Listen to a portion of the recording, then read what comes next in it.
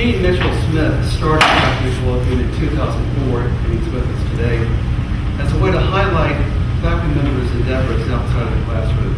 To save a few minutes, I had the introductions roll while we were waiting, but I would like to acknowledge Lisa Ray, who suggested the topic for today with the editor. And also I'd like to thank Alex Chirella for designing the poster, which you've seen around campus. I'd also like to add that all three presenters today, Jacqueline Blackwell, Lisa Ray, and Alex Chirella, have all made presentations to the faculty colloquium before. As a matter of fact, this is Lisa Ray's third time, Alex Chirella's the second time, and Jacqueline Blackwell's the second. And before I turn the program over to them, I'd like to remind you that Eric Weil will be presenting a poetry reading tomorrow for 2 to 3, Espada, and I hope you'll come out for that. So without further comment, here is Steve for the day. You're welcome.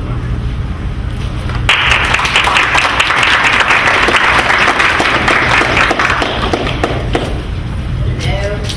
I am here to talk to you today about zombies.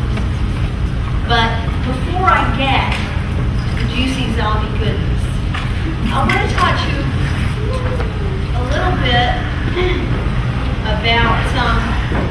about something besides zombies. I want to talk to you about the word apocalyptic. Apocalyptic is a word that a lot of us don't necessarily think about, but we throw it around a lot. So let me just talk to you about that word. According to the Anchor Bible Dictionary, the word apocalypse is from a Greek noun for revelation or disclosure. And of course, we're all familiar with the book of Revelations in the New Testament. Whether you've read it or not, you know it exists. According to J.J. Collins, it is a genre of revelatory literature. And what it does is give a narrative framework in which a revelation is mediated by an otherworldly being to a new recipient, disclosing a transcendent reality, which is both temporal, okay, it exists right here, and also temporal in that it envisages, that's a hard word to say, envisages an end time, and also it is spatial in that it involves a supernatural world. That's not necessarily the kind of apocalypse we're talking about today, because I'm going to talk to you about the secular appropriation of apocalypse. Are we familiar with what appropriation means? Okay. You see it every time you see white people dressed in rat outfits. That's called appropriation. And it's one step away from total cultural immersion where we all become part of a big group instead of having bits that say, I'm part of this group and I'm part of that group. Appropriation means taking from another group. And sometimes it's not a good taking, and sometimes it's all right. Words out on the outfits. But in terms of apocalypse, the appropriation of secular apocalypse has done a really nice thing. It's given the entertainment industry a lot of room and play. And when I say entertainment industry, I mean everything. I mean books, and I mean movies, and I mean video games, everything. Graphic novels, all of them borrow the idea of apocalypse, the idea of an ending. Although in religions, this ending has a positive point. And when I started looking into this, I didn't realize this aspect of it. I was familiar, of course, with Western religions, specifically with Christianity, having grown up in church and gone to a church and read the Bible. I was familiar with that aspect of apocalypse. What I wasn't realizing was that both Eastern and Western religions have an apocalypse. And in Eastern religions, it's a circular situation. There is a good time, a golden time, it goes downhill, it changes, it gets really bad. There's an end time, an official apocalypse, an end time. And then you go back to a golden time, and it gets worse and worse, and you keep going in circles. In other words, you got second chance, third chance, and so on to get it right. In Western religion, not quite so circular, more linear. You've got one chance, and you go through that, and the eventual end time is a one-time deal. Once it happens, what happens afterwards, the utopia the paradise that comes after that time of tribulation, that's the end. So, Western religion's linear, Eastern religion's circular, but both of them have this idea of a beautiful new beginning afterwards. Okay, it's just Eastern, you go in the cycle again. Now, most of the stuff that you're going to read or see in movies or in television shows, or apparently they're doing a Broadway version of the Michael Jackson song Thriller. It'll be a Broadway musical. In any of these things, the version of apocalypse you see is secular, not religious. And so it's not going to give you all that background, and it's not going to give you that perfect end time, and it's not going to give you that paradise afterwards. And in fact, what it tends to explore instead is the idea of how people interact with each other. In other words, their look culturally. And that's when I start getting to the zombie part of the talk. Before I get to that, I want to give you an idea of why we have these secular visions of an end time, where it came from. A lot of bad things have happened in the 20th century. I'm going to talk about the ones that I'm not going to cover because I have a feeling some of my colleagues will. But one of those is World War I, World War II, the atomic bomb. 37 million people died during World War I, 60 million during World War II. And then when we dropped the atomic bomb on Hiroshima and Nagasaki, another 150 to 250,000 people died. And this wasn't like past years when people died in wars and you kind of knew about it, but you didn't know about it. We had radio. We had movie documentaries. My mother used to go to those when she was 16 and 17 to see what was going on. You go to movies, you get a newsreel, and you get to see the action. And of course, the wars after that were so visceral that people really started losing it, seeing what was actually happening there. It was very hard to watch. So these things were quite horrifying. Our ability to kill and kill a large amount of people was pretty horrific. I also want to mention that climate change and doomsday scenarios have had a large effect on our psyche. And I'm not going to go into these, but I'll mention the children's film Wall-E. Anyone? Okay. And I love some of the biting satire about humanity in there. Fat people on sleds who talk to their little phones. My students would know how much I find that absolutely hilarious. And then, of course, there are crap films like The Day After Tomorrow, which I can assure you, living with an atmospheric scientist, couldn't happen the way it did in the movie. Really, obviously. The ones I want to talk about, though, are first of all, superbugs. Have you seen all the signs up? Wash your hands, don't spread flu. Make you nervous? Okay. Does it make you nervous? Probably should. The flu pandemic, what they call the Spanish flu of 1918, that outbreak affected 500 million people, 1/3 of the world's population at the time. 50 to 100 million people died from it. They don't know exactly how many because they didn't take good records then. So 50, more than World War I, to 100 million, more than World War I and World War II together. Who knows which it was? There's a lot of people. And it wasn't the normal populations that died from the flu. Usually it's the young, the old, the weak. Young, healthy people. Remember Edward in Twilight? That's what he was dying from when he was changed. So that particular pandemic had a strong effect on the psyche.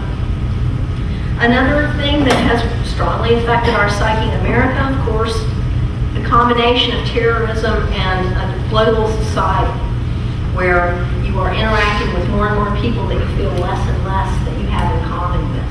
And that unfortunate fear of the other is a theme running through most fiction, through most films, the idea of fearing what you don't know. And that, of course, leads me to juicy zombie brains.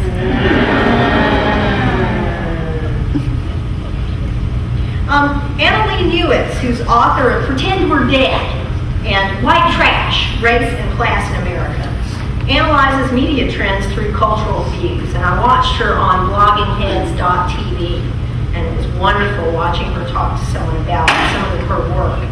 And her take on zombies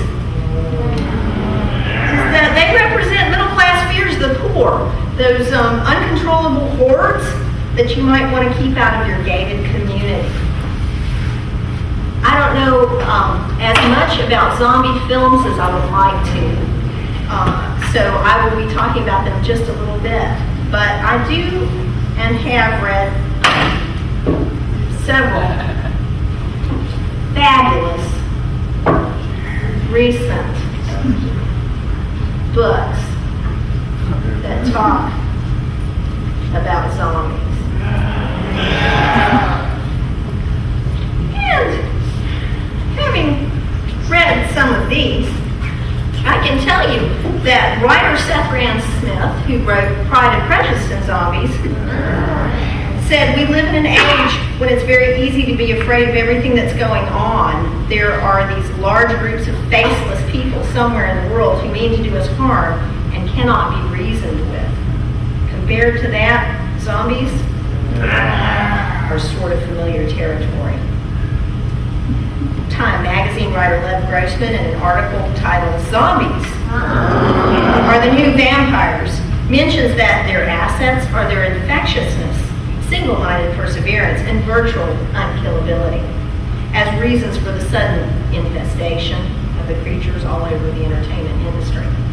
James Med of Word magazine, which is, by the way, a poncy British magazine that thinks it knows more than all the rest of us about everything, wrote a lovely article called "The Vision of the Dead," claiming in it that vampires are for girls and zombies are for boys.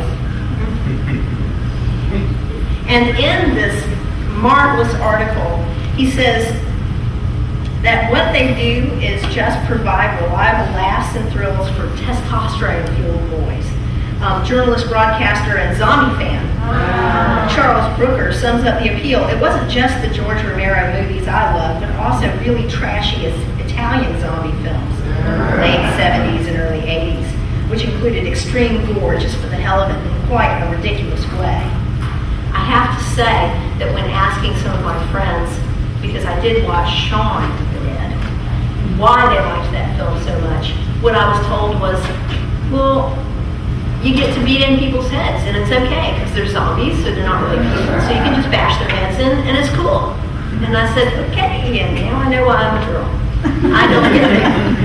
So, with those things in mind, I want to talk about straightforward message films, or message materials, and then satire and parody. First of all, I want to start this out again by saying I haven't had the joy of watching George Romero films, because I don't have access to them. And as soon as I do, I will. I did try and watch a remake of Dawn of the Dead, but they were fast. They were skittery. And I can tell you now, they're supposed to shuffle. That's just how it is. So I couldn't make it through the skittery ones that were biting fast. That was too much for me. But when I get Dawn of the Dead, the original from 1978, which is apparently a cutting satire on consumers' culture in America, or Night of the Living Dead from 1968, which is actually a commentary on the Vietnam War, I'm looking forward to having my mind expanded by seeing those.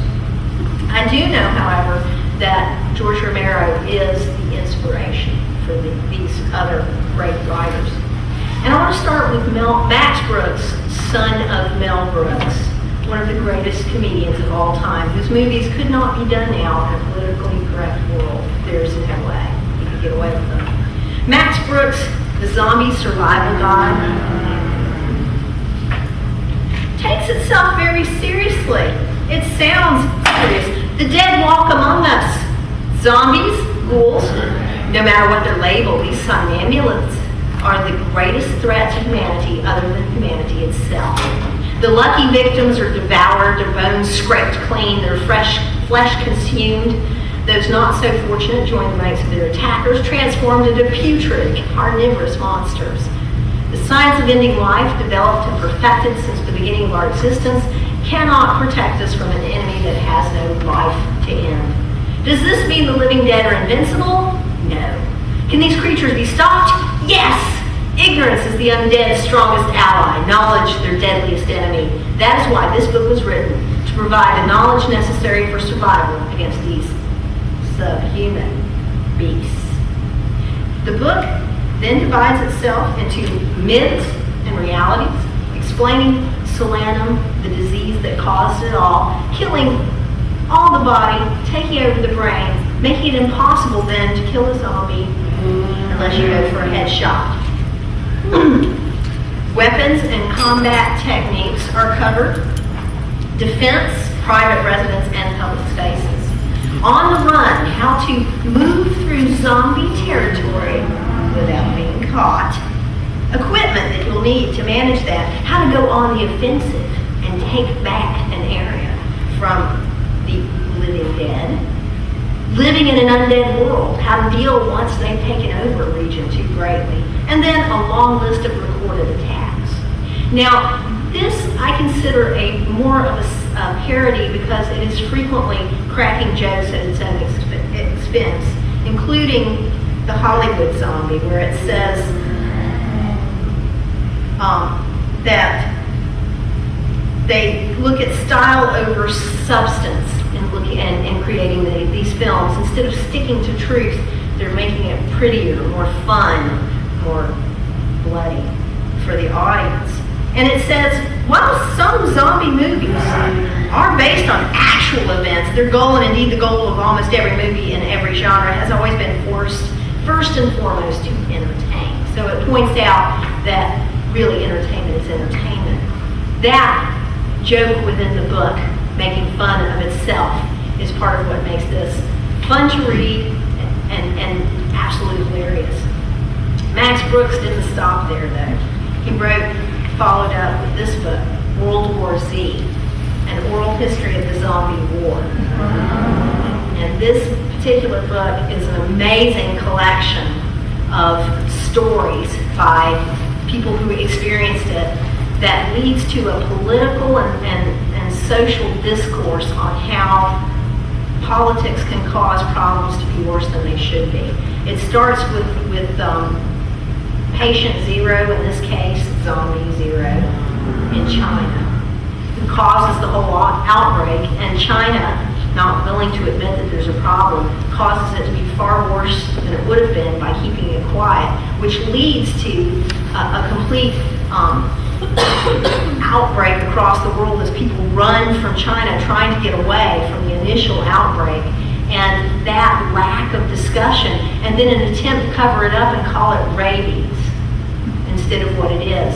Then an attempt by one man to create a drug, Phalanx, which is supposed to protect you from rabies, and is actually a placebo. It doesn't affect anything, but he makes lots and lots of money. Interviews with people like that provide absolute biting satire. My favorite part, page 83, discusses what happens when a bunch of entertainment industry folk hole up at a fortress on Long Island, manned by a big industry mogul. And while they're holed up there, they're showing videos of what they're doing while they're waiting out the zombie infestation. And during this, regular people who are stuck outside trying to flee see where they are, and they're the ones that attack the fortress and take it back. And you can recognize people like Jon Stewart in there. You recognize Paris Hilton, and neither of them get very good write-ups, showing that Max Brooks is an equal opportunity satirist. He doesn't care who he burns. I also enjoy that he makes fun of his own book. At one point, he's interviewing a guy who is working with trying to disseminate information over the equivalent of Radio Free America, only it's Radio Free International. And he says there were misconceptions, misinformation, and the interviewer says, can you give me examples? There were so many misconceptions that zombies were somehow intelligent, they could feel and adapt, use tools and even some human weapons, that they carried memories or that they could be communicated with and trained like some kind of pet. It was heartbreaking having to debunk one misguided myth after another. The civilian survival guide helped, but was still severely limited. Oh, really? Oh, yes. You could see it was clearly written by an American. References to SUVs and personal firearms. There was no taking into account the cultural differences, the various indigenous solutions people believed would save them from being undead. So he makes fun of his own book within his next book that talks about what would happen in real kind of war. I could keep going through this because it has so much, but there have been some sections in this that have had me in tears because they're so horrific, including a girl who was essentially feral as a child, runs off and has to protect herself until she grows to an adult, and the interview with her is particularly heartbreaking about what she saw. This book chronicles a global zombie pandemic enabled by contemporary social and political intrigues. Brooks displays a knowledge of world politics and human nature that belies any view of this as mere escapism. It isn't. It is a serious, well-written literary novel. And so I would highly recommend reading this. The last book I really want to talk about is Pride and Prejudice and Zombies. And I want to talk about this because Seth Grahame-Smith started this. He went in and decided to take a classic work of literature, Pride and Prejudice, sometimes called the original chick lit book, and add a zombie subplot with ninjas. So now we have the 5 Bennett sisters who went to China, not Japan, which is the more upper class place to have gone and trained in the martial arts, who are now helping to fight the undead scourge, who are sometimes called, the stricken, the cursed, the walking dead, unmentionables, very, very Regency England, and of course Satan's armies. There's no explanation in this book, although he is writing a prequel to it to explain why we have the walking dead, Satan's armies, unmentionables, wandering around England, but it is everyone's duty to fight them and everyone's fear of being bitten because there is, of course, no cure. That, of course, adds to the idea behind any Jane Austen book of keeping things the way they are. In Jane Austen, she explores a society that's on the verge of change. The dregs of feudal society still exist, where landlords are still lords and take care of their people, where the underclasses still serve them and respect them and look up to them. And this is a world that changes in the 1800s and the 19th century due to industry, due to more opportunity, due to the kind of things that we as Americans take for granted, the chance to raise above the class you were born into. This was not common in Great Britain. You didn't rise above the class you were born into it, and that was that. That was God's will. That was how you were made. And so, in this sense, I see the zombies as metaphor for, again, what Annalee Newitt said, the hordes at the gated community gate trying to get in and mess up your perfect little suburbia. And that's what they're doing in here. Does it change the book? Yes. Is it always for the better? I'll let you make your own decision about it. It certainly makes a more angry Elizabeth Bennet, that's for sure. She's pretty willing to go out and just slash Darcy up every time he offends her, and you gotta love it. So, the final thing I want to talk about tonight, and I forgot to bring my film with me, is Shaun of the Dead, which I rewatched this weekend just for the fun of it. What a great movie. What a fun time. I think the writers, Simon Pegg and Edgar Wright, would be very upset if you called it a zom-com, because they did not consider themselves writing a zombie comedy. Instead, what they felt they were writing was a horror movie that happened to be funny in bits. But since you open up with Simon Pegg playing Shaun, stumbling out, and you hear him moaning and see feet shuffling before it pans up, and it's just a lazy guy getting up in the door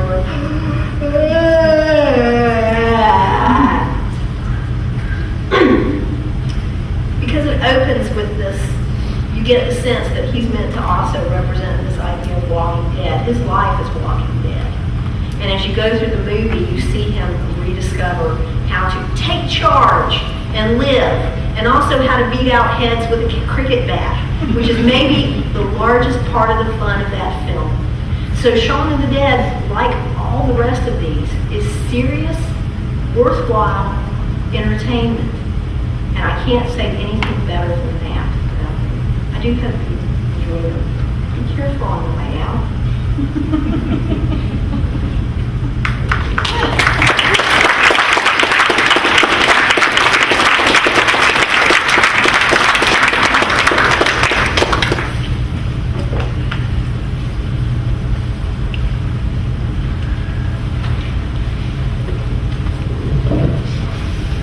Well, good afternoon to humans and zombies alike.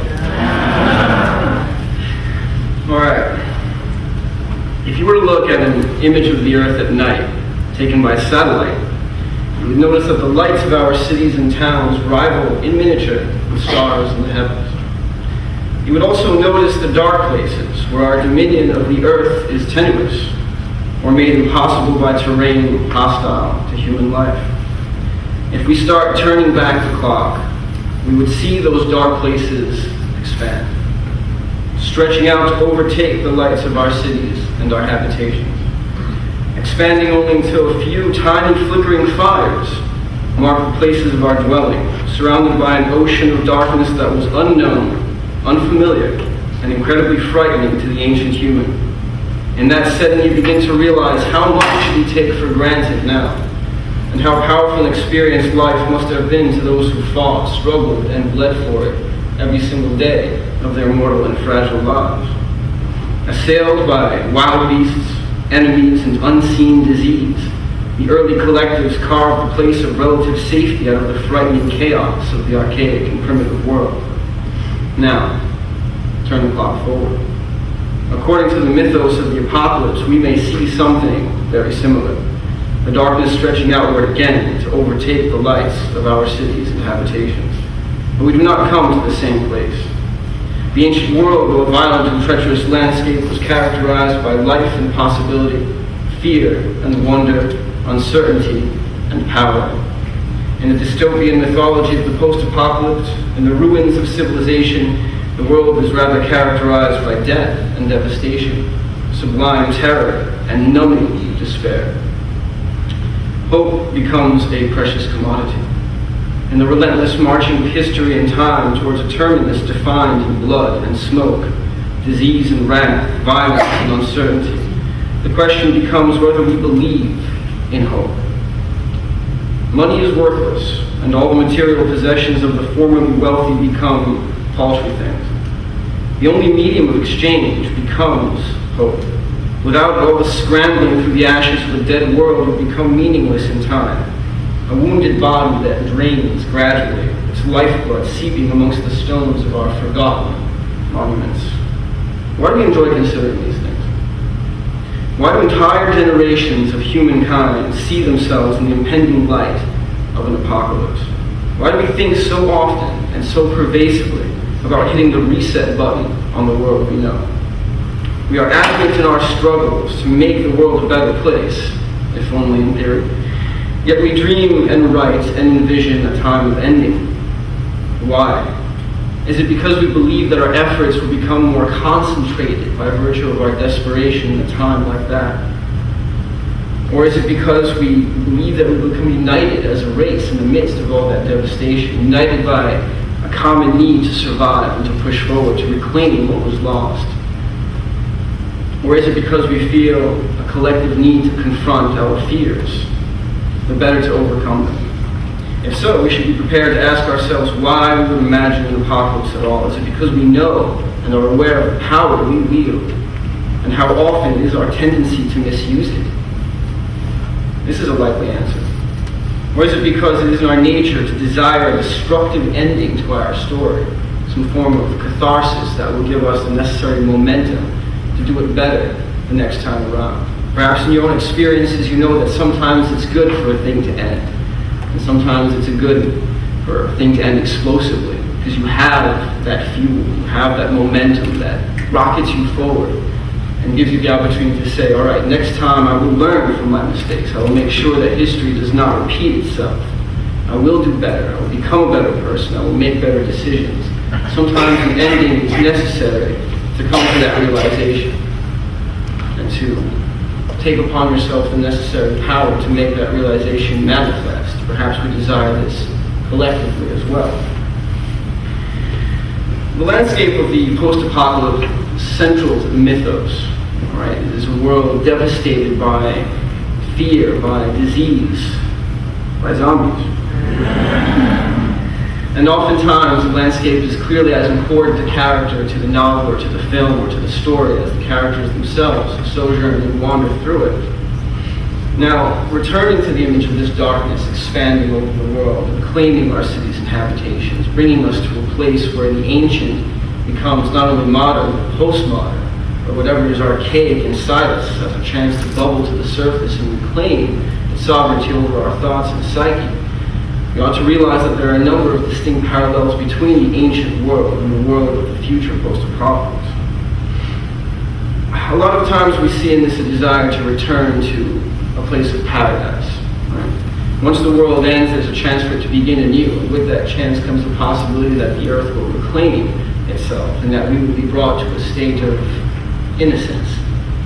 How many of you have said to yourselves, I'd like to go back in time, do the same, well, not do the same things I did before, but relive that life and make better choices with the knowledge of the future.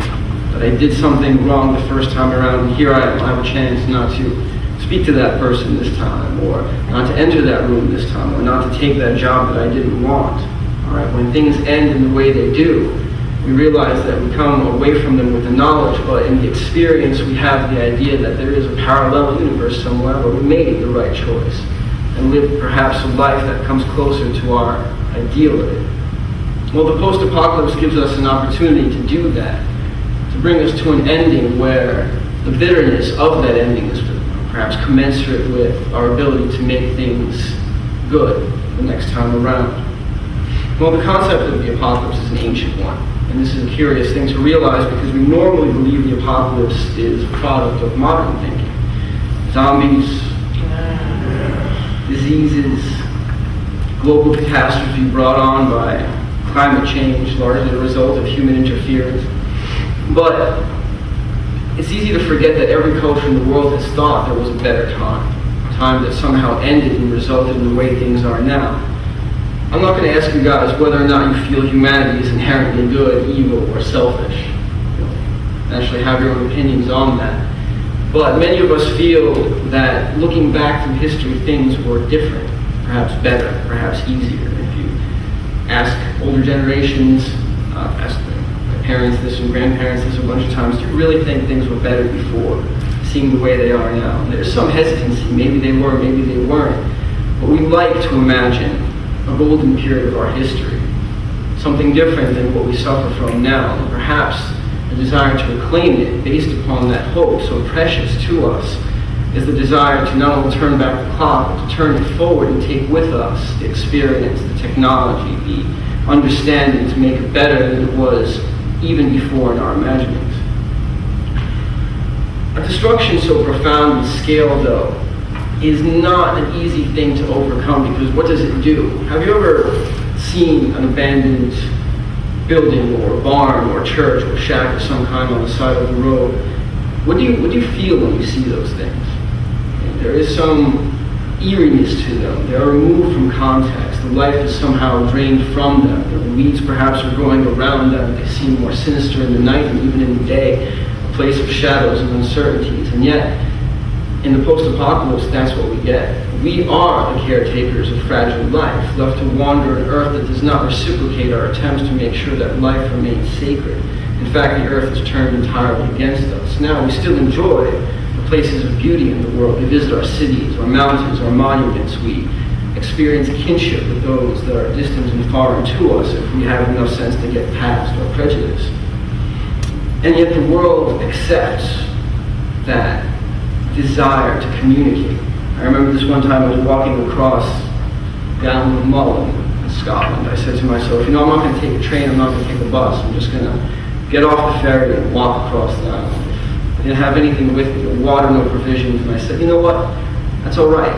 It's all right. If I go up to someone and say, listen, I've been wandering for hours, it's hot, can I get a glass of water, tell you where I'm from, we can exchange stories, break bread together. I was pretty sure that would have been all right. It was. People gave me sandwiches, people gave me batteries for my camera, people gave me water, but there were people. There were people who understood where I was coming from, or if they didn't, they wanted to. In the world of the post-apocalypse, that isn't the case anymore. The world is turned against the survivors. It has been betrayed by those who have misused their sovereignty over it. There are a number of things in common in this sense with the ancient world. One of them, of course, is loneliness. Our world has, 10 billion people in it at this point? Imagine 99% of that population wiped out, or an unfortunate number perhaps turned into zombies. Imagine how lonely that would be. Now you guys are sitting in a room, right? How many people would figure out in this room right now? 100, perhaps less. Imagine 99% of those people suddenly gone. Your friend sitting next to you, gone. Your parents at home, gone. Your pen pals, your Facebook friends, gone. All right, what would you do?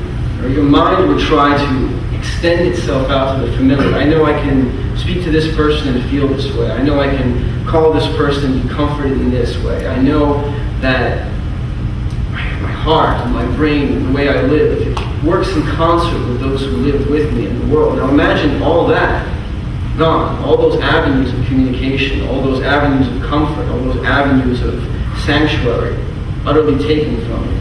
Where would you go if you felt discomforted or unsettled or prey to your own dark thoughts and moods? There would be nowhere to go. You would have only yourself to depend upon, or those who find equally stranded in the world hostile to them. How much more precious is something lost and then recovered?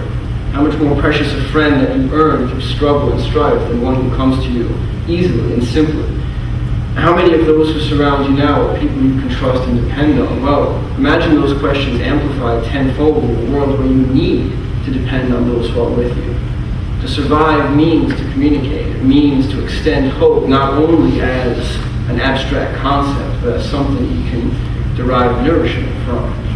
Naturally, another thing we have in common in the post-apocalypse with the ancient world is fear.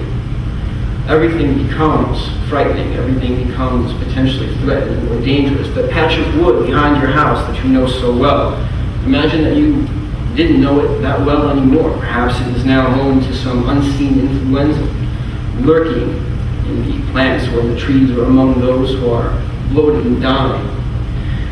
Perhaps it is home now to wild beasts who are encroaching upon territory that once belonged firmly to humans. Either way, what was once familiar becomes now unfamiliar. All right. Another thing we have obviously in common is survival. All right. What do we depend on to survive now? Oftentimes we depend on the world. We depend on the fact that we know how the world works. All right. Students here at Thomas Nelson know how the world works enough to desire bettering their condition through a degree, through education. What if that didn't work anymore? What if there was no way to better your life other than by knowing how to start a fire in the dead of winter, with patches of snow on the ground that make that exceedingly difficult?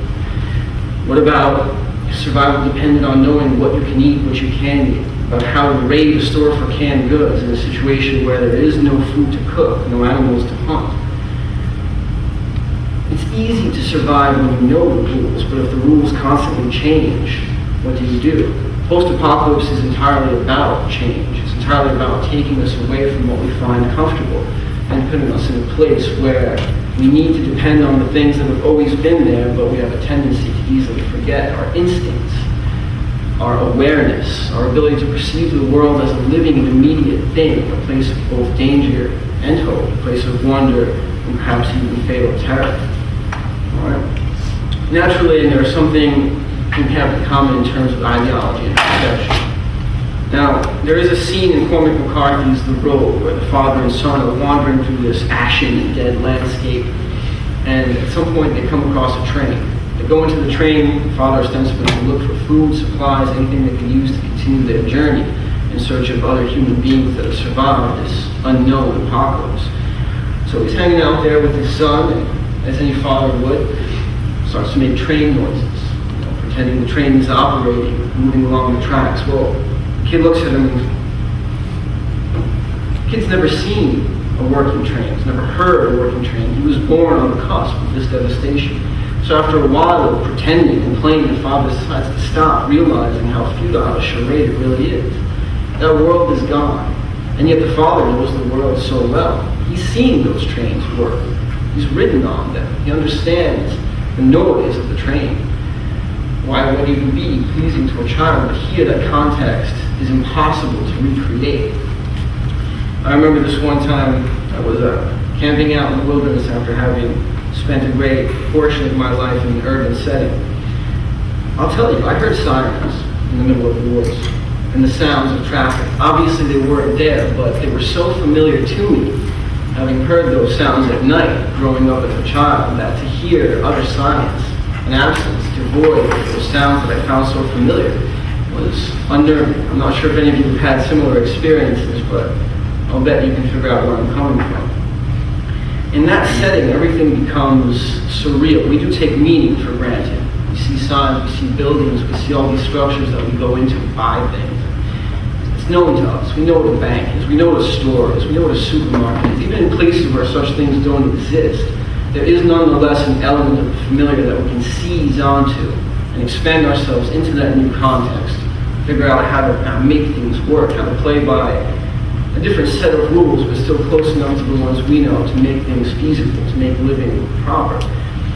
In the post-apocalypse, those rules are gone, those settings are gone, those patterns of familiarity and routine utterly destroyed and devastated. What do you become when you don't have that? We are creatures of habit, it is said. One of our habits is to be social. We can't do that.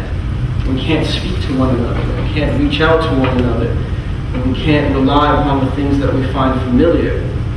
We have to work with the unfamiliar. And sometimes we discover a great deal more about ourselves in the process of doing that than by relying so heavily upon the things that we know from one day to the next so well. All right. Another thing that is a common theme of post-apocalyptic literature is the individual versus the collective. All right? Now, there are a number of ways of interpreting how this goes down, but I'd like to take it back to the symbolism of the post-apocalypse first. The individual is a unit that is social, that seeks comfort, that seeks always to create and build, but it is also dependent on change. Right? We grow. From the moment we're born, we are fated to die. We are immortal, and we live hand in hand and walk hand in hand with that awareness at all times. We perhaps in our youth feel invulnerable, immortal, but we know that that's not necessarily the case. Our pain tells us that we are vulnerable to death and to danger. Our hunger tells us that we need certain things to survive. We can't rely upon our bodies unless we sustain them in the proper way. Now, in the post-apocalypse, that becomes so much more immediate than it does now. Everything that we hold at a distance, that we're comfortable with, now approaches us, becomes more threatening. The idea of the other, the idea of the potential to become a zombie, as it were, in all of us, is dangerously foregrounded in the mind. What do? We fight. We fight. Okay? And we start walking. We start trekking. We start living. Those of us who don't perish. All right? The herds of mankind and the tribes of our people who are unable to withstand the change ultimately fall back to the wayside and are claimed by the tide of history. The apocalypse, once it begins, in many ways doesn't end. If we restart our civilization and decide to make it better, is there a guarantee? According to certain linear mythologies of the apocalypse, sure, yes. Once the utopia begins, it doesn't end. We live in harmony with one another, and perhaps even with the animals of the earth. How common is this? Right? How many times in your lives do you get something that you know you can keep forever without worrying about it? Very few things, if anything at all. So the post-apocalypse is a reminder that sometimes the danger of life's transience is something that mustn't be neglected, but rather acknowledged in a more immediate and visceral way than we tend to. Well, the individual in the post-apocalyptic setting is a wanderer by nature. All right? There are no permanent places anymore. Everything has been uprooted. Everything has been devastated. Everything that was once permanent is now made and revealed to be impermanent, if it was permanent at all. So the wanderer enters a place where meaning becomes fluid, where everything that we ascribe as meaningful in this way or that way becomes changed. Take, for example, Las Vegas. All right? In Stephen King's The Stand, post-apocalyptic environment, Las Vegas becomes the capital for Randall Flagg's evil army, totalitarian state, a society based on punishment and fear. Ultimately, he's a representative of the darkness, but more than that, He is a representative of our choosing to repeat the same mistakes of our past. All right? So all the monuments, all the kitchen, gaudiness, and playfulness of Las Vegas suddenly becomes transformed into something far more sinister, something far more dangerous, something far more symbolic of that failure to learn from our mistakes. Okay? Same thing with a great many of the buildings or cities or houses seen from the perspective of the father and son as they walk through Cormac McCarthy's The Road. Everything is removed from its context. Everything becomes a tomb, a place of danger, a haven for wild beasts. All right? In that place, we find that our meaning, our language, we rely upon an understanding, indeed a shared understanding, to communicate with one another. We don't have the ability to communicate, we're lost, and yet that ability is shifted in the post-apocalypse because meanings are no longer what they were before. And yet this isn't entirely a bad thing, right? Do we have, or do you guys think you can have the luxury of prejudice and bigotry in a world where you need to depend on a survivor who is perhaps one in, I don't know, 50 or 100 mile or 1,000 mile radius? Are you going to look at that person who's come across you starving in the wilderness of the desert, in a place where there are no familiar habitations, and say, you know what? I'm not going to break bread with you around this bonfire because you are black, or because you're Asian, or because you're this, or because you're that. No, obviously you wouldn't. You would be a fool to.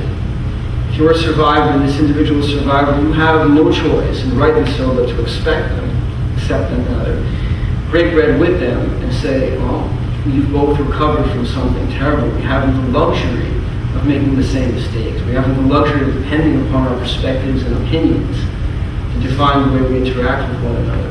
The only thing we can do is look one another directly in the eye and say, hey, man, you've been through a great deal, as have I. Tell me your story. I'll tell you my story. Where do we go from here? How do we build a society anew from scratch becomes a question implicit in The Road, because they never really reach a place where they can find other people. But it is nonetheless a pretty big question in Stephen King's The Stand. In fact, the second book of that rather expansive novel deals with, and I'm reading the uncut version, deals with, recreating society. What choices would we make if we had the opportunity to do that again? How are we writing down to draft a new constitution or a new Bill of Rights or a new system of law to govern interactions between people of that society? Will we really be able to say, okay, well, we've made this mistake before, let's not make it again? We want that. We want that because, again, as I'm sure you guys know, it's easy to make the same mistakes without a real impetus for change. You know you're making a mistake, but you do it anyway because it's familiar, because it's a pattern of thinking into which your mind has fallen and become grounded. And sometimes we value that familiarity a great deal more than we value the uncertainty of change, however potentially beneficial that change may be. So once the individual reaches the collective, there are a number of things that can happen depending on the mythology we're working from. In one case, we have reconstruction, right? Society and the individual have both passed through death, both literal and metaphorical. Everything has become emaciated. Everything has become a shadow, a fragmented self, something dissolved. And now it is will and our power to create alone that gives us the chance to reconstruct that body from scratch. It is a form of psychological Darwinism, if you will, in the sense that you look at your mind and the way it works, at the things you believe and think, and realize that certain things that are in your mind are expendable. In a place where you need to survive from one moment to the next, there are certain things that you can't bother thinking or feeling or believing because they simply don't help you live in a world that's been changed to that kind of degree or extent. So you begin reconstructing yourself out of the things that prove most valuable. And what does indeed prove most valuable in that setting? Again, hope, communication, the ability to reach across the distance of the unknown, to see that flickering fire surrounded by that ocean of darkness, and not to say, you know what, I'm fine on my own, but rather to move toward it and say, regardless of what may come, I will find those people huddled around that fire. I will speak to them, and I will see if I can join with them to create something capable of withstanding this kind of devastation again. So that reconstruction becomes a matter of choice and will. So instead of sitting there and getting peer pressure or getting the opinions of others shoved down your throat, you're forced to make active choices about what to believe, about how to feel, about how to interact with others. Because if you don't make that choice, if you don't exercise that will, then you are a relic of the past. You are no different than those tombs